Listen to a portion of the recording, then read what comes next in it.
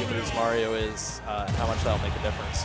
Right, and this is, of course, a classic matchup, Sheik versus Mario. We've been seeing this the past decade or so. Oh, yeah. So, yeah, let's get right into it. Starting on Stadium, the classic Chicago play. Both of these players, of course, from Chicago. Oh, of course. And yeah, I would imagine this is how it's going to go at the start. Just some projectiles just to feel each other out.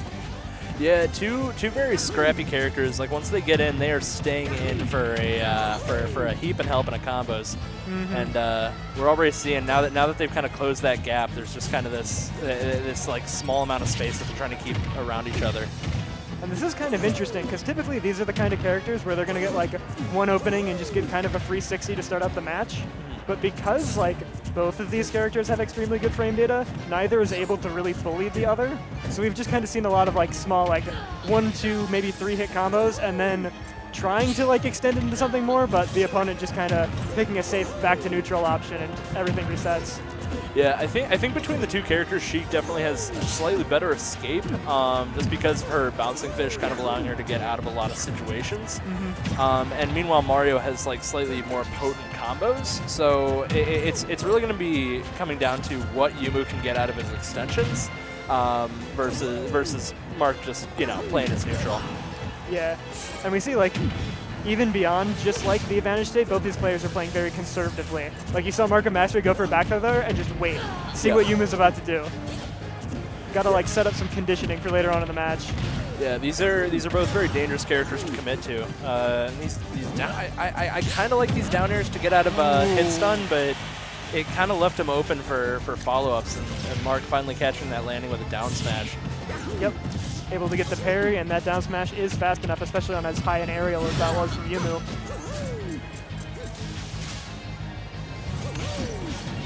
Yeah, it's been interesting to see as ults kind of evolved, because we're hitting what, 3 years now? Yeah, give or take.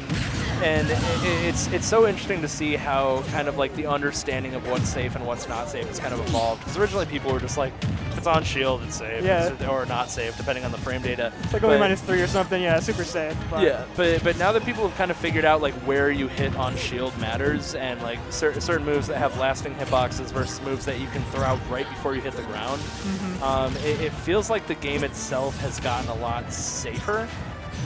Which means, alternatively, it's also a lot more dangerous once someone gets in.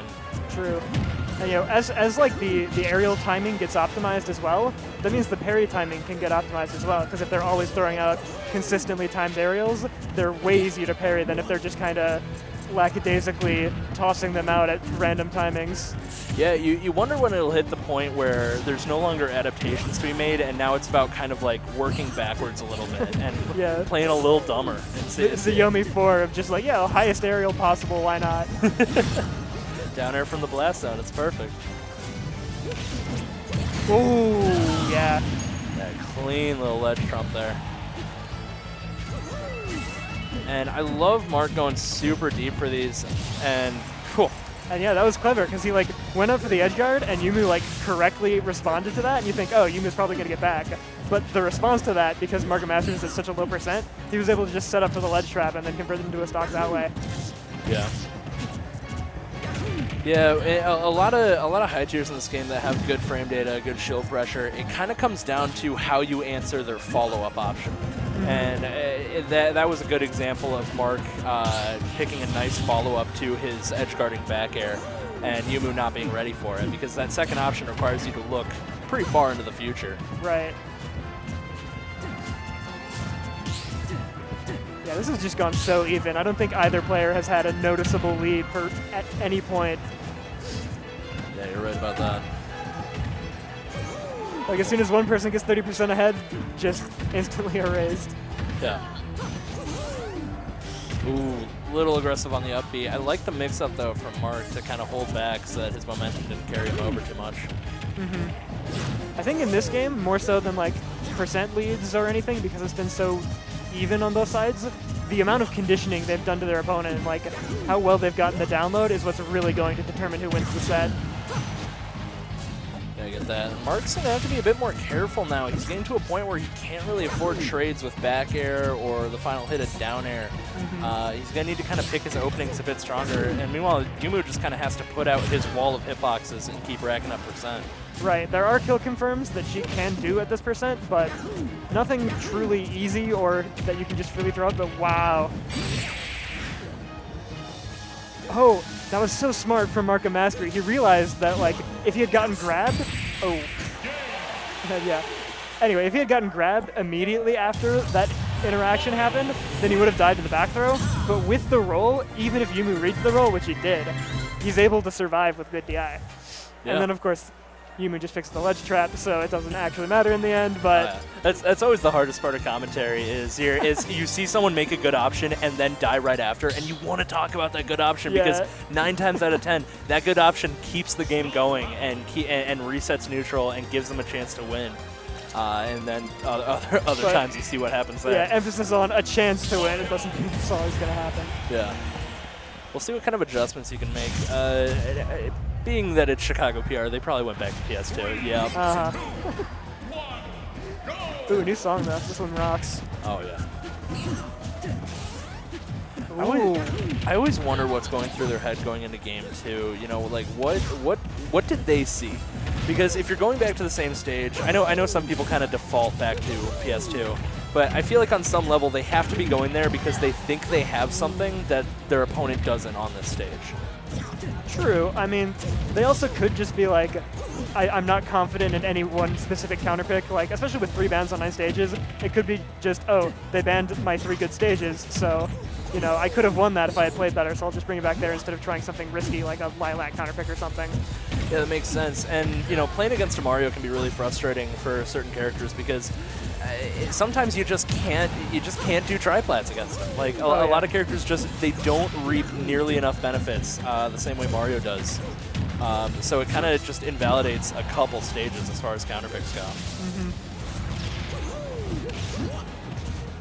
And so far, I think Yoomoo has taken control of the set. Even though the percents look pretty even right now, just like in terms of momentum, Yoomoo is firmly in control of this game. MarkOfMastery is going to have to do something to bring it back.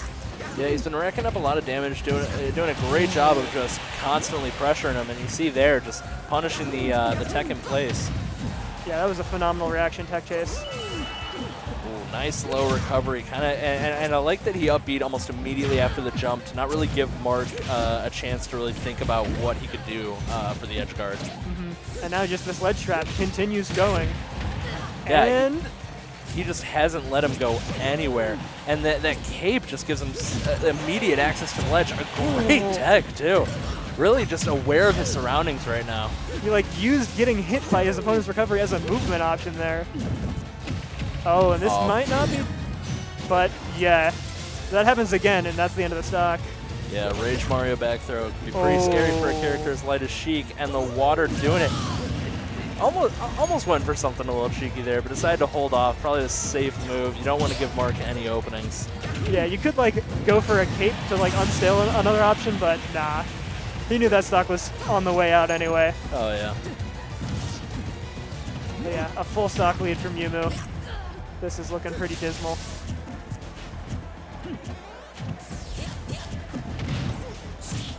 Ooh, reflecting the needles. You don't see that every day. Yeah, really. And wow, just landing with the raw fair. Yoomoo, like, I really like what Yoomoo does because he will put a ton of pressure out on you, and he will play like this proper frame perfect Mario. And then sometimes he'll just come at you with a raw fair. Yeah. And you just have to watch out for both because he's good at accounting for, okay, this weird option didn't work, time to go back to normal. Like it's like a single flash in the pan where he pulls out something weird and then he just goes back to this very defensive, very structured Mario gameplay. Yep, and we are seeing Yoomoo start to pick some very aggressive options once he gets the advantage stage. Like there, just charging out smash. He knows he's way up. He can afford it even if they don't work, and he's got enough of a read on what MarkOfMastery is going to be taking a disadvantage that he feels confident in just going for stuff. Perhaps a bit too confident. Yeah, that up B still can and will kill. But Mark kind of in a dangerous situation. I mean, you definitely don't want to count out a Sheik with Rage. One confirm can do it. Yeah, Mark definitely has ways back into this game, but he is going to need to play effectively perfectly the entire rest of this stock, as well as get some really good reads if he wants to stay in the set. And I kind of like the up B, just kind of seeing if Mark overextends a little bit too much and maybe just getting a kill out of it. But Mark making him pay for it so far. If he gets this edge guard. And a high recovery, that's the second time he's gone for it, and both times he's gotten punished, but not too hard.